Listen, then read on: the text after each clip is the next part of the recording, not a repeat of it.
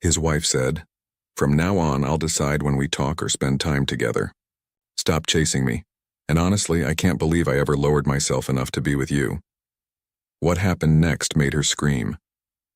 "From now on, Ryan, I'll decide when we talk or spend time together. Stop chasing me. And honestly, I can't believe I ever lowered myself enough to be with you." Those were the last words Laurel Carter said to her husband in front of her friends, with an arrogance sharp enough to cut glass. She had no idea that the man she'd just humiliated was about to rebuild his life from the ground up and rise higher than she'd ever dreamed. What happened next will make you question everything you think you know about pride, love, and karma. Viewers, what would you do if your wife said those words to you in front of her friends? Drop your thoughts in the comments. The house was warm, the air thick with the smell of roasted chicken and thyme. Soft music played from the living room as laughter floated through the air. Ryan Carter moved between the kitchen and dining table, wiping his hands on a towel. He'd cooked everything himself. Grilled chicken, mashed potatoes, a little salad on the side. He wanted the night to be perfect. Laurel sat at the center of the table wearing a deep blue dress that shimmered under the lights. Her friends from work were there, 3 women and a man named Brandon. She had introduced him earlier as a colleague from accounting, but the way they whispered and laughed together made Ryan uneasy. From the kitchen doorway, he watched Brandon lean closer to her, brushing something imaginary off her shoulder. She giggled, touching his wrist lightly. Then, while everyone laughed at some joke Ryan didn't hear, Brandon leaned in and kissed her. It wasn't long, but it was real. Ryan's hand tightened around the edge of the doorframe. His chest ached. For a moment, he told himself he might be imagining things, but when Laurel didn't pull away, the truth hit him like a slap. He walked out slowly, stopping beside her chair. His voice was low, steady. "Laurel, can we have a talk?" She turned her head, lips curved in a lazy smile, her wine glass halfway to her mouth. "About what, Ryan?" "Just privately," he said, trying to keep his voice even. She looked around the table, saw the curious eyes watching, and smirked. "From now on," she said loudly, "I'll decide when we talk or spend time together. Stop chasing me." The laughter began softly, then grew. Her friends exchanged glances, whispering. Brandon grinned and leaned back in his chair. Laurel wasn't done. She raised her glass again, her voice sharp and mocking. "Honestly, I can't believe I ever lowered myself enough to marry you." Ryan stood there, his face pale but calm. The room spun with laughter. He didn't say a word. He simply turned around and walked toward the hallway. In the bedroom, he closed the door gently. The noise from the dining room muffled behind it. He sat on the edge of the bed, his heart beating so hard he could feel it in his throat. He looked around the room, her dresses hanging neatly, the jewelry box he'd bought her when he still believed love meant sacrifice, the framed degree on the wall that he'd worked years to help her earn. He remembered the long nights fixing cars in the cold, the double shifts he took to pay her tuition, the cheap apartment they'd shared when she had nothing. He remembered how she'd once said, "When I make it, we'll make it together." Now she was laughing at him in front of another man. He sat in silence for a long time, staring at nothing. Then he picked up his phone and dialed his friend. "Mark, it's me. Can I stay at your place for a while? Just until I find a place of my own." Mark didn't hesitate. "Yeah, bro. My couch is always open. You okay?" "I will be." He hung up, sat there a while longer, then lay back on the bed. The laughter from the dinner table finally faded close to midnight, but the echo of her words stayed. When dawn came, the sky outside was gray and quiet. Ryan got up, showered, and started packing. Every movement was slow and careful. He folded his shirts, zipped the bag, and stood still for a long time, looking around the room one last time. The door creaked open. Laurel stood there in her robe, holding a cup of coffee, her hair messy from sleep. She stared at the packed bag. "What's this?" Ryan didn't look up. "Oh, come on," she said, rolling her eyes. "Don't be dramatic. Where do you think you're going?" He zipped the bag fully and lifted it. She stepped aside as he walked past her. "You'll be back," she said softly, almost like a dare. But he didn't turn around. He opened the door, walked outside, and closed it behind him. Laurel stood in the hallway for a few seconds, sipping her coffee. Then she smiled faintly and whispered to herself, "Finally." Outside, Ryan started his old Honda. The engine sputtered but came alive. He drove slowly through the quiet streets, the morning light creeping over the skyline. He had no plan, no money, no home, only a heart that refused to break. And that morning, he made a silent promise. He would never let her words be the last thing that defined him. The house felt lighter without him. That's what Laurel told herself as she stood by the kitchen counter, scrolling through her phone while sunlight spilled through the glass doors. The same house Ryan pays the rent every month now felt like hers alone. She moved differently these days, slower, freer, as though a weight had been lifted. No more quiet mornings with his coffee, no more questions about her late nights, no more tired man sitting on the couch waiting for her to come home. She felt free. Brandon came by often now. He'd show up after work in crisp shirts and that cologne she'd once told him she liked. They cooked together sometimes. Or rather, he opened a bottle of wine while she ordered takeout and they laughed about people at the office. One night, he poured her another glass and leaned back on the couch. "You look happier," he said. "I am," she replied. "Ryan was holding me back. He never fit in my world." Brandon smiled. "You deserve better. Someone on your level." She smiled back. That sentence replayed in her mind for days. Someone on your level. A week passed like that, dinners, laughter, careless mornings. Then one afternoon as she sat in the living room painting her nails, the doorbell rang. When she opened the door, a man in a dark suit stood there holding a brown envelope. "Mrs. Carter?" She hesitated. "Yes." He handed her the envelope. Before she could say a word, he walked away. She looked down, confused. Her heartbeat picked up as she opened the envelope and unfolded the papers. At the top, in clear print, it read, "Petition for dissolution of marriage. Ryan Carter versus Laurel Carter." She stared at it for a long time. A laugh slipped from her lips, half surprise, half disbelief. "So he's serious," she murmured. She signed the papers that evening. No hesitation. She sent them back through her lawyer the next morning and deleted his number. By the weekend, Brandon was back again. This time he brought an overnight bag. "I could stay a few days," he said casually, as if testing her reaction. "You could," she answered, smiling. He started coming more often, staying longer until eventually he never left. He helped himself to her fridge, her car, her life. They began going out openly, holding hands at restaurants, laughing in parking lots, posting photos together. When people asked, Laurel told them Brandon was someone she'd met after things ended. No one needed to know the truth. 1 month later, the divorce was finalized in court. Laurel and Ryan showed up with their lawyer. The hearing was brief and cold. The judge's voice was even. Divorce granted. No contest. And that was it. 3 years of marriage reduced to signatures and silence. Outside the courthouse, Brandon was waiting beside his car, leaning against the hood with that easy charm. "So, you're free now?" "Completely," she said, sliding her sunglasses on. He kissed her right there on the courthouse steps. People watched, but she didn't care. She was finally living on her own terms. That night, Brandon opened a bottle of champagne. They toasted on the balcony. "To freedom," he said, smiling. "To freedom," she repeated, raising her glass. For a moment, she looked out over the city lights and felt proud. Proud that she'd chosen herself. Proud that she'd walked away from a man who couldn't keep up. But as she turned back, Brandon's phone lit up on the table. A woman's name flashed across the screen with a heart emoji. Laurel glanced at it and then at him. He smiled casually and turned the phone face down.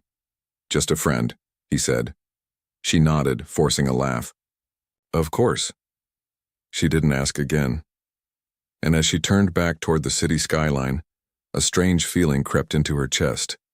The kind of quiet unease that feels like a whisper before a storm. Morning light crept through the half-open blinds of Mark's small apartment. The smell of strong coffee filled the room. Ryan sat at the kitchen table, sleeves rolled up, staring quietly at the cup in his hand. The court had ended yesterday. Everything on paper was finished, but his mind still replayed the silence of that courtroom. The sound of a door closing on 3 years of his life. Mark came out of his room buttoning his shirt. "You're up early again," he said. "Can't sleep past 6 anymore," Ryan replied. His voice was calm, steady.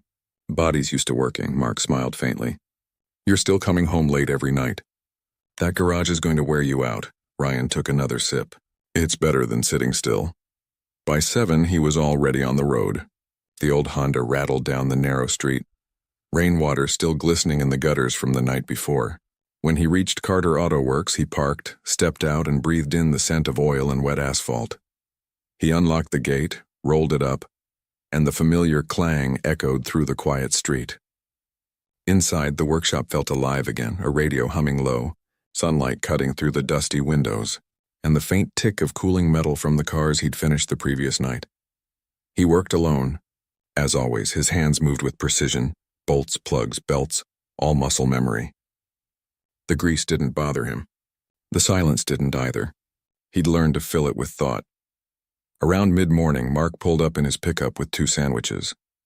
"You forget breakfast again," he said, stepping out. Ryan took one and smiled. "I didn't forget. I was saving space." They sat on the steps outside the workshop, eating in comfortable silence while traffic built up on the main road. "You're doing better than I expected," Mark said finally. Ryan shrugged. "You don't fix life by talking about it. You fix it the same way you fix a car, one bolt at a time." A light wind blew dust across the pavement. Ryan finished his sandwich, wiped his hands, and stood. Back to it. By afternoon, customers came and went. Taxi drivers, delivery men, a mother with a worn-out minivan. Ryan treated everyone the same, fair, quiet, focused. The work was honest, the pay small, but every day, he felt the weight lift a little more. When the sun dipped low, he cleaned the tools, washed his hands, and stood in the doorway watching the road shimmer with evening heat. The air was still, the kind that carried the smell of an approaching storm. He thought of Laurel once, briefly, then pushed the thought away. He grabbed his jacket, locked the workshop, and started the car. Thunder rolled faintly somewhere in the distance as he drove back toward the apartment. The sky darkened, clouds gathering thick and heavy. By the time he reached home, rain had begun to fall, slow, soft, and steady. Ryan paused by the window, watching the drops trail down the glass. Something about that sound calmed him, like the world was being washed clean. Rain poured across the city that night, tapping softly against windows and rooftops. In Mark's small apartment, Ryan stood by the window, a cup of coffee in his hand. The streetlights glowed dim through the rain, cars moving slow under the wet shimmer of the road. Mark was already asleep on the couch. The sound of the rain filled the room. It was steady, peaceful, the kind of sound that made you think instead of sleep.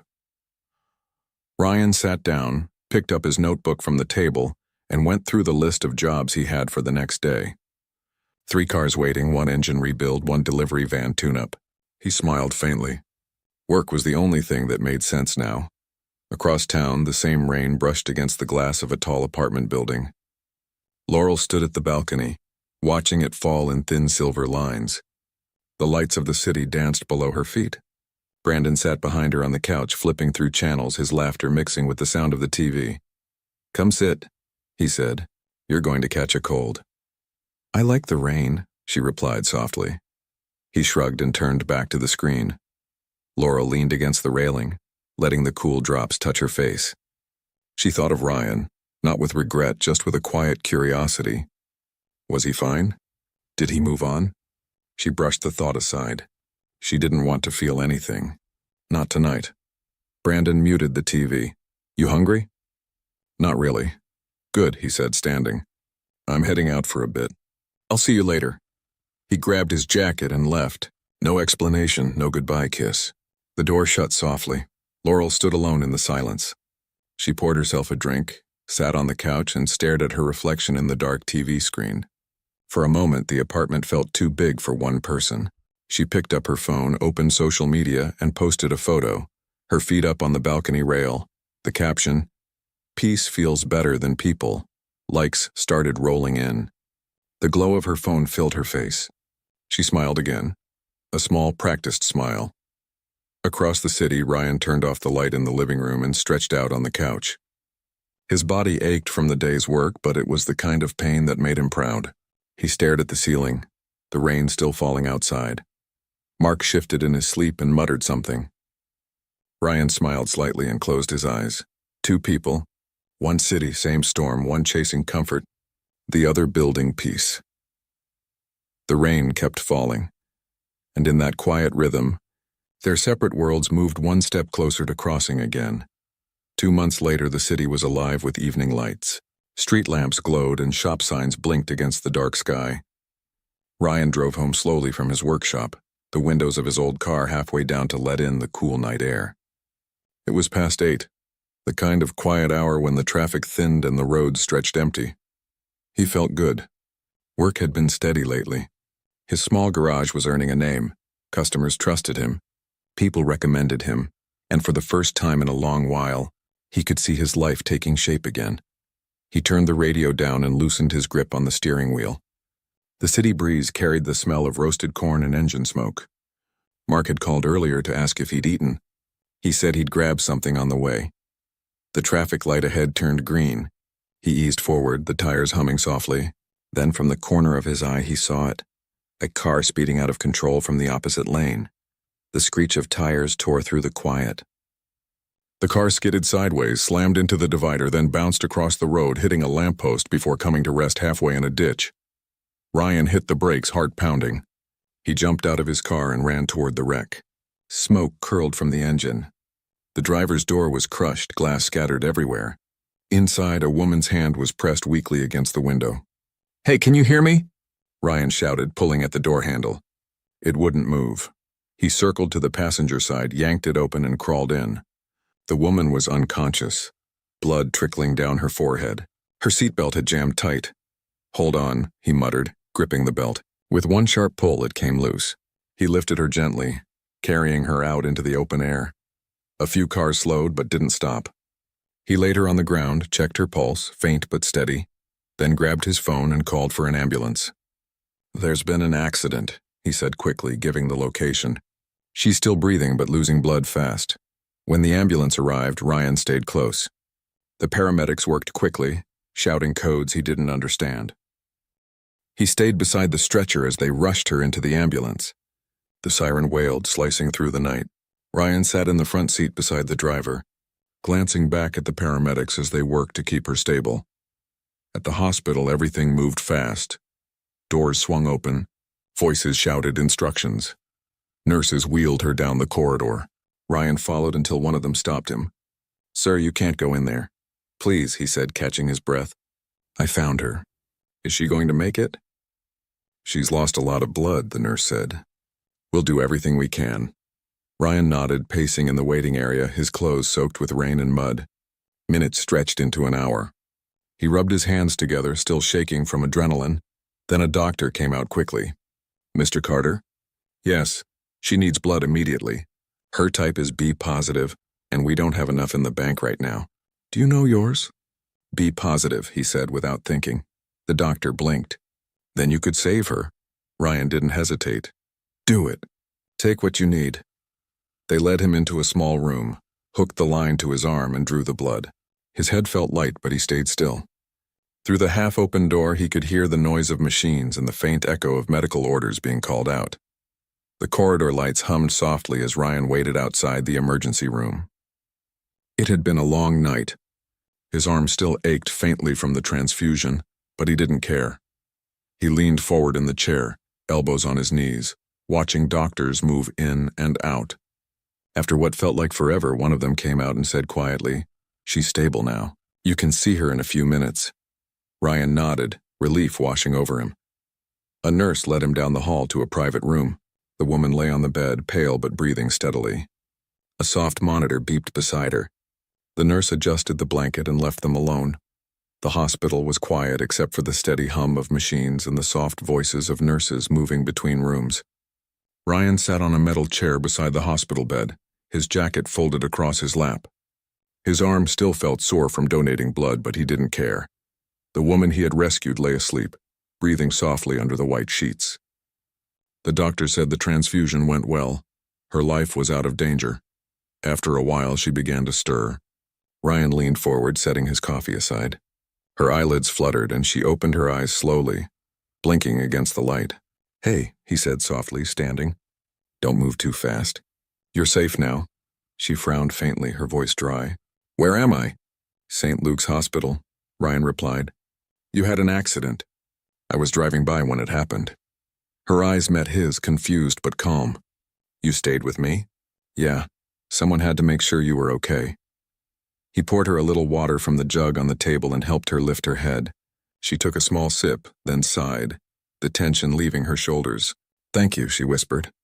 "I don't even know your name." "Ryan," he said quietly.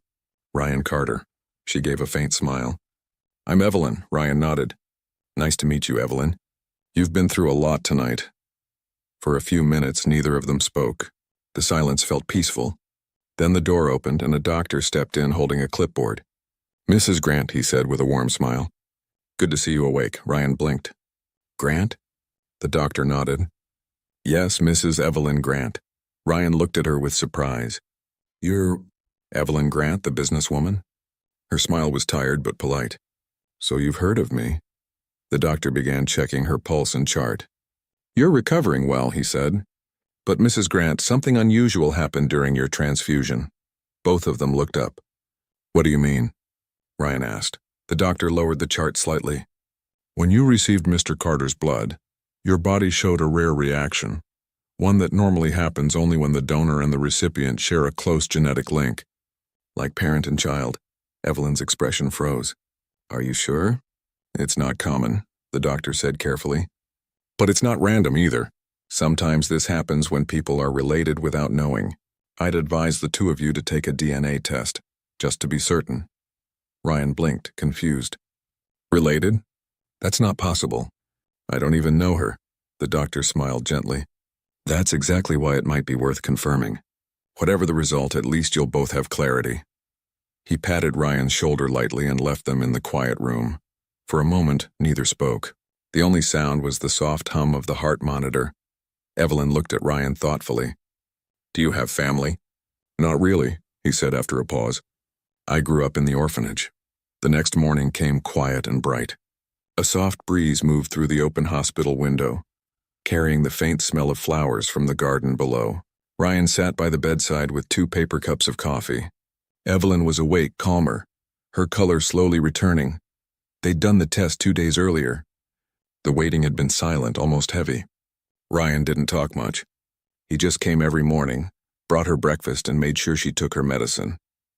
The nurses smiled whenever they passed. To them, he already looked like family. A knock sounded at the door. The doctor walked in with a white envelope in his hand. His face was steady, but there was warmth in his tone. "Good morning. I have your results." Evelyn's fingers tightened on the bedsheet.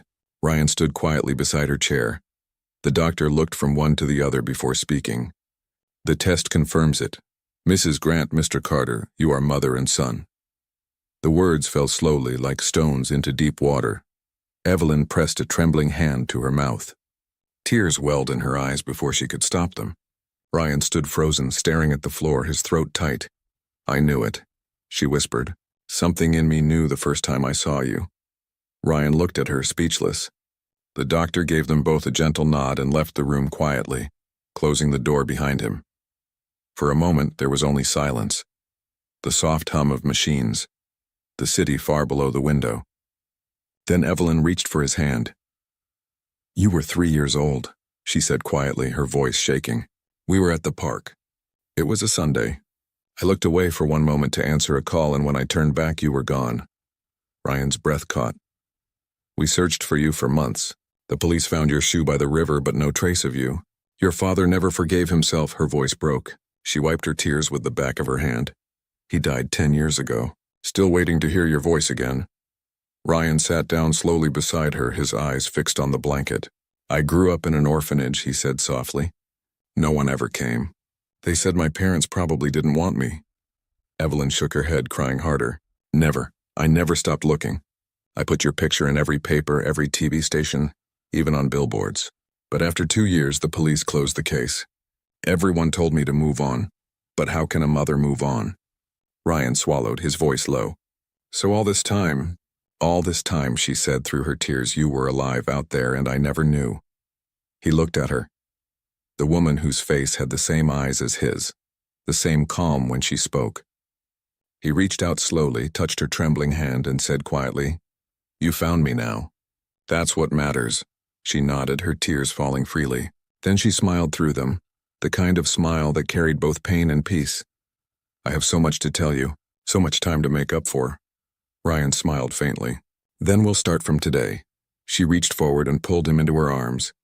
The machines beeped softly beside them, the light spilling through the window, warm and golden. For the first time in years, Ryan felt something he hadn't felt since childhood: belonging. Outside the room, nurses slowed their steps, smiling quietly as they passed the door where a mother finally held her lost son again. Morning sunlight spilled into the hospital room. Evelyn sat upright on the bed, her hand still resting over Ryan's. The night had been long but peaceful. Neither of them had slept much. Every time she opened her eyes, she just stared at him, the son she'd thought she lost forever. The doctor came in with a soft smile. "Mrs. Grant, you're strong enough to go home today. We'll finish your discharge papers in an hour." Evelyn nodded gratefully. "Thank you, doctor." Ryan helped her gather her things, folding her shawl neatly over her arm. When they stepped outside, the air was crisp, the city bright. A black SUV waited by the curb, her driver standing by the door. Evelyn turned to Ryan. "You'll come home with me, won't you?" He hesitated for a moment, then smiled. "Yes, ma'am. I will." The drive to her estate was silent at first. Ryan stared out the window as the streets changed from busy markets to quiet tree-lined roads. When the car turned through the tall wrought iron gates, he exhaled softly. The house before them looked like something out of a dream. Wide lawns, fountains, polished stone steps, and tall windows that reflected the sky. Inside, everything glowed with quiet elegance. Evelyn led him through the hallway, her steps slow but proud. Family portraits lined the walls, one of her late husband, one of herself decades younger, and another of a small boy with the same brown eyes as Ryan. She stopped in front of it. "That's you," she said softly. Ryan looked at the frame for a long time. "Guess I had hair once," he murmured, and she laughed through her tears. Later that afternoon, Mark arrived at the mansion after receiving Ryan's call. He stood at the gates, staring up at the house. "You're joking," he said as Ryan waved him in. Ryan grinned. "Come in before the guards start thinking you're lost." Inside, Evelyn was waiting in the sitting room, dressed simply but radiant. She walked to Mark and held out her hand. "You must be the friend my son told me about, the one who gave him a home when he had none." Mark shook her hand awkwardly. "Yes, ma'am. I didn't do much. You did enough," she said warmly. "You gave him shelter and dignity when the world turned its back. That means everything to me." She turned to her assistant. "Make arrangements for Mr. Mark. Get him a villa in a decent environment." Mark blinked, lost for words. "Ma'am, that's too much." Ryan clapped him on the shoulder. "Just take it, man. She's not used to small thank yous." They laughed, the sound light and full. That evening, Ryan walked through the balcony with Evelyn, watching the sunset spread across the city below. The light touched everything gold. "What are you going to do now?" she asked softly. Ryan smiled faintly. "Keep fixing engines. But this time bigger ones." She turned toward him. "Then let's do it together. We'll build something that carries your name." He looked at her, his mother, his miracle, and nodded slowly. Down in the garden, the lights began to glow as dusk deepened. For the first time, Ryan felt the peace of a man whose story had finally come full circle. Across the city, Laurel's world had begun to collapse. Brandon had convinced her to invest in a once-in-a-lifetime deal, and in her desperation to impress him, she stole money from the company's account, promising herself she'd replace it before anyone noticed. But once the funds hit Brandon's hands, he vanished. Phone off, apartment empty, no trace left behind. Days later, her company launched an audit. The missing funds led straight to her. Laurel was arrested, her face splashed across every news blog she once read for gossip. To settle the charges, she sold her car, her jewelry, her designer clothes, everything. When it wasn't enough, she borrowed, begged, then finally stopped answering calls. Her landlord threw her out after 2 months of unpaid rent. The same woman who once mocked her husband for not being on her level now slept in shelters, clutching the pieces of her ruined pride. Days became weeks. With Evelyn's connections and Ryan's skill, Carter Auto Works grew faster than he could have imagined. They expanded into electric vehicle conversions and smart diagnostics, work that drew attention from investors and automakers alike. Billboards appeared across town. Carter Innovations, a Grant Holdings company. Evelyn watched him at the launch ceremony, her eyes proud and full. Cameras flashed as Ryan stood behind the podium, wearing his first tailored suit. "I used to fix cars alone in a small garage," he said. "Now I build what drives the future. But the truth is I didn't do it alone. My mother gave me life twice, once when I was born and again when she found me." Applause filled the hall. Evelyn wiped a tear. Mark stood at the back, clapping with both hands, beaming like it was his own success. Across town, Laurel sat in her old apartment downtown, scrolling through her phone. The video of the event was everywhere. Ryan Carter standing beside Evelyn Grant, headlines calling him the lost heir of Grant Holdings. Her fingers trembled around the cup. She said to herself, "I must go and see him. He will forgive me. He will do everything for me." That morning's launch had been a success. Cameras flashed, investors applauded, and Evelyn had stood beside him, proud and composed. The story of the lost heir had spread everywhere, but he didn't chase the fame. He just worked. Early mornings, late nights, no shortcuts. When the conference ended, Ryan stepped outside. The sun was sharp against the glass walls, the street filled with cars that carried the engines his company now designed. He smiled faintly, remembering the man who once walked away from a broken home with nothing but grease on his hands and pain in his chest. That man was gone. In the evening, Evelyn invited him to dinner at the mansion. Mark joined them too, more relaxed now, his auto supply shop doing well. Laughter filled the dining room, rich and easy. It felt like a family long overdue. Halfway through the meal, one of Evelyn's aides walked in quietly and whispered something in her ear. Evelyn looked up at Ryan. "There's someone outside asking to see you." Ryan set down his fork. "Who?" She said her name is Laurel. The room fell still. Mark's eyes flicked toward Ryan, but Ryan stayed calm. He wiped his mouth, stood slowly, and nodded. "Let her in." A few minutes later, Laurel was led into the grand hall. Her clothes were plain, her face pale and thin. The confidence she once wore like perfume was gone. She stopped when she saw him, taller, sharper, surrounded by everything she once believed he'd never have. "Ryan," her voice cracked. "You look different." "Life does that," he said evenly. She took a shaky breath. "I heard about everything. The company, your mother, all of it. I'm proud of you, really I am." He said nothing. "I made mistakes," she continued, her voice trembling. "Brandon lied to me. He used me, stole everything. I lost my job, my house, my reputation. I don't even have a car anymore." Ryan's eyes softened for a moment, but his face stayed calm. "I warned you once that pride breaks faster than metal. You didn't listen." A tear rolled down her cheek. "I deserve that. But please, Ryan, I have nowhere to go. Help me just this once. I'll work. I'll clean. Anything." From the staircase above, Evelyn stood quietly watching. She didn't speak. Ryan walked closer, stopping a few steps away. "When I asked for respect, you gave me shame. In front of your friends, in my own house. You said I wasn't on your level. Now tell me, Laurel, which level do you see me on?" She broke down then, her knees hitting the marble floor. "I'm sorry. Please, I'm begging you." Ryan looked down at her for a long moment.